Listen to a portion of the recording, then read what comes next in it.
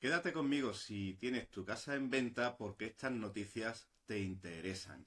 Son las noticias que más afectan a los propietarios de un inmueble a vender en España, publicadas en prensa española en las semanas del 12 al 18 de enero. Vamos con la primera. Nuevo golpe a los propietarios. Así es la trampa legislativa que frenará los desalojos y dará vía libre a los ocupas. Bueno, ¿qué ocurre? El próximo 27 de enero, la semana que viene, se aprobará un nuevo decreto ómnibus. ¿Qué quiere decir un decreto ómnibus? Bueno, pues son leyes en los que van un paquete de medidas y se aprueba el paquete completo, no cada una de las medidas independiente. Se mezclan medidas sociales como pensiones y cosas así con la suspensión de los desahucios. Se utiliza la emergencia social como estrategia política para aprobar medidas que de forma independiente no saldrían. Esta medida en concreto va a fomentar la impunidad de los ocupas y los inquiocupas. Desprotege una vez más al propietario, que representan ya el 93,4% de los contratos. O sea, el 93,4% de los contratos de alquiler son pequeños propietarios que solo tienen una vivienda en alquiler. Eh, Lejos de la realidad que nos cuentan, ¿no? Que son fondos buitres y más, es un porcentaje muy pequeño. No son usureros ni son codiciosos, son los ahorros de toda una vida puestos al servicio de la población. Y lo que haría falta es que saliesen más, pero claro, con este tipo de decretos pues difícilmente lo vamos a conseguir. El frenazo a la construcción en pleno boom demográfico amenaza el punto de inflexión en la crisis de la vivienda. El mercado de la vivienda se ha convertido en una olla a presión. La demanda no para de crecer, 500.000 de inmigrantes al año, llevamos así ya varios años, se duplican los hogares unipersonales en 10 años, la, el formato de unidad familiar se está transformando, cada vez hay más personas solas viviendo, se han duplicado en los últimos 10 años. Y sin embargo, a pesar de que la demanda no para de crecer, pues la construcción se vuelve a frenar. El número de viviendas iniciadas ha subido un 4,2%, las iniciadas. Sin embargo, las terminadas han bajado un 5,02%. En 2025 el año pasado se vendieron 705.000 viviendas. Solo se terminaron 105.000. Aquí hay una gráfica interesante, vamos a verla. La tenemos por aquí. Bueno, pues fíjense, esto es lo que se construía trimestralmente en el año 2008, cómo se desplomó tras la crisis y bueno, ha remontado un poquito, pero muy lejos no es trimestral, perdón, es mensual. Estamos muy lejos de las necesidades que la población tiene hoy día. Eh, y es curioso porque en España solo tenemos el 3,3% de vivienda pública frente al 9,3% de la media en Europa. En el tercer trimestre se iniciaron un 20,2% menos viviendas públicas que en el año anterior. Vamos para atrás. De las 3.283 viviendas protegidas en un mercado de 710.000 viviendas o 705.000 viviendas vendidas, pues esas 3.000 son una gota en el océano. ¿Y por qué está sucediendo esto? Bueno, pues según dice el periodista, escasez de suelo finalista, incertidumbre regulatoria, eso desestabiliza los planes de todos los promotores y constructores, falta de mano de obra, desapareció con la explosión de la burbuja, muchos cambiaron de oficio, otros se jubilaron y los precios. O sea, hay tan poca mano de obra que un encargado de obra, cuesta tanto encontrarlo que hoy día gana ya hasta incluso más que muchos arquitectos. Madrid y Barcelona agotan su suelo, necesitan 300.000 viviendas que no tienen dónde construir. Bueno, necesitan construir, para cubrir la demanda de estas dos ciudades, que es donde está concentrada la mayor parte de la demanda, hacen falta construir 300.000 viviendas, pero es que no hay suelo donde edificar. A Madrid le faltan suelo para construir 122.000 viviendas y a Barcelona 173.000. En Baleares sucede algo similar. Hacen falta 39.000 suelos para construir 39.000 viviendas. Una de las propuestas que se hace desde el sector promotor es aumentar la densidad, construir en altura, hacer edificios más altos. Solo el 0,5% del suelo residencial es suelo finalista. El resto está atrapado en un laberinto administrativo. El 74% es suelo en gestión, 20 años de maduración de media para coger un solar rústico y convertirlo en finalista. Otro problema son las infraestructuras, nos cuentan los promotores.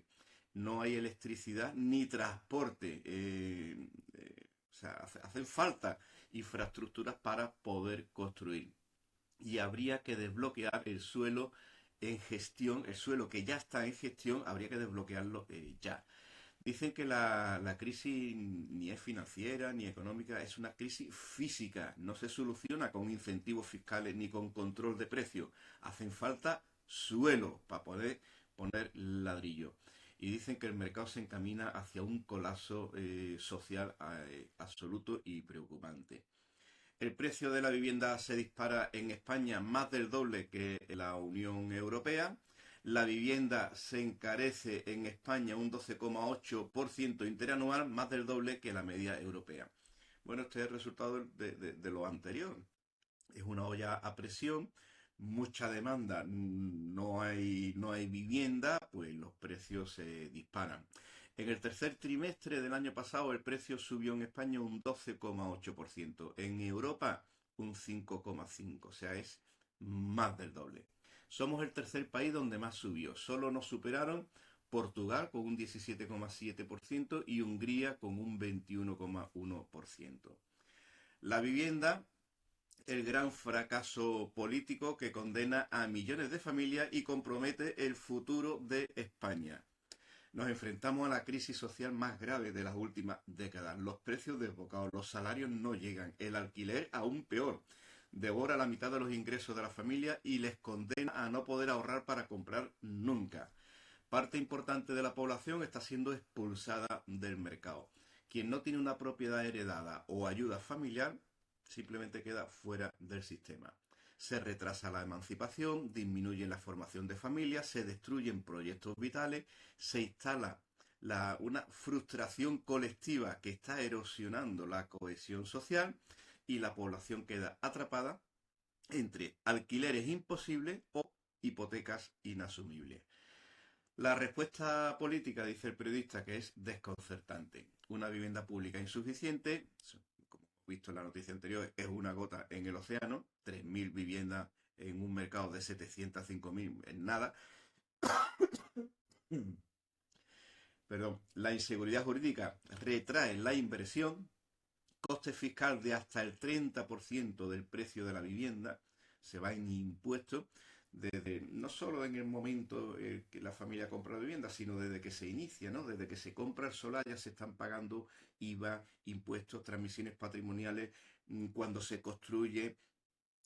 O sea, es una auténtica locura. Del precio final llega a ser y hasta superar el 30%. Hasta un 12% solo en el momento de la compra. Entre el IVA, si es promoción, si es obra nueva, o impuestos de transmisiones patrimoniales, si es segunda mano, actos jurídicos documentados, notaría, registros, gestoría, tasación, comisiones bancarias, etcétera. Una auténtica locura. Dicen que lo primero que habría que hacer es eliminar estos costes, como mínimo en aquellos que compran la vivienda para vivirla, que sea su primera vivienda. Que eso sería de justicia social y es algo que desde la administración podrían hacer perfectamente. Se gastan las energías en cosas secundarias, no se atienden los problemas de la población, dice el periodista. La desconexión de la clase política con la ciudadanía es muy profunda. La situación llega a ser ya insostenible. Necesitamos entre 2,5 millones y 3 millones de viviendas públicas blindadas ante cambios de gobierno. O sea, haría falta un fuerte acuerdo de Estado para que se pusieran, porque esto no es algo que se pueda solucionar en una legislatura, ni en una ni en dos. Esto necesitan, para construirse 3 millones de viviendas, hacen falta años. Y haría falta que se pusieran de acuerdo y que empezara ya. El 40% de los españoles reconoce tener problemas para llegar a fin de mes tras la Navidad. Bueno, esta noticia es un estudio que ha realizado Wallapop, y llegan a esta conclusión que el 40% de las familias pues no llegan, ¿vale? En la famosa cuesta de enero. 588 euros por persona ha sido el gasto medio de estas navidades. Y a esto hay que sumarle ahora las rebajas, que serán otros 297 euros más. Los más perjudicados, los jóvenes entre 18 y 24 años. Y también los que están entre 45 y 64 años. ¿Por qué? Bueno, pues porque suelen ser los que enfrentan mayores cargas familiares. Sánchez anuncia la bonificación del 100% del IRPF a los propietarios que no suban el precio del alquiler de la vivienda. Las inmobiliarias advierten de que la desgravación en el IRPF no arregla el problema del alquiler, no ataca el problema real. La propuesta del decreto ley eleva del 50% de desgravación actual al 100% a todos aquellos propietarios que no suban el precio del alquiler. Bueno, dicen que esto no arregla nada porque lo que lo arreglaría, mientras no haya seguridad jurídica, no habrá oferta. O sea, sin oferta no bajarán los precios. Las medidas que se toman, por el contrario, espantan a la oferta, como la que van a aprobar ahora el día 27 para seguir protegiendo la ocupación ilegal y a los inquiocupas. Mientras no se resuelva esto, pues bueno, los propietarios no tendrán confianza y no sacarán sus viviendas al mercado. Y esto deja fuera a los jóvenes y estudiantes y trabajadores. ¿Por qué? Porque ahora van a regular el alquiler de habitaciones también. Y es que hay muchísima gente, estudiantes, trabajadores, gente joven que no pueden alquilar una casa y lo que hacen es alquilar una habitación. Pues le van a quitar ese mercado del medio también, con lo cual a ver qué hacen estas criaturas. La modificación del CTE podría incrementar hasta 15.000 euros por vivienda. Bueno, ¿qué es el CTE? Es el Código Técnico de Edificación. Y lo que se busca es la sostenibilidad y la eficiencia de las viviendas. Por ejemplo, en la modificación que van a hacer, van a exigir, esto afecta lógicamente a las viviendas nuevas, ¿no? A la obra nueva. Bueno, pues con la nueva normativa, cada vivienda deberá de tener espacio para 2 bicicletas, entre otras muchas cosas, ¿no? Y bueno, y esto va a incrementar el coste de construir esas viviendas de media, unos 15.000 euros más. Está bien, pero no, en fin, se cuestiona si es el momento de hacer estas exigencias con la situación tan dramática que tenemos.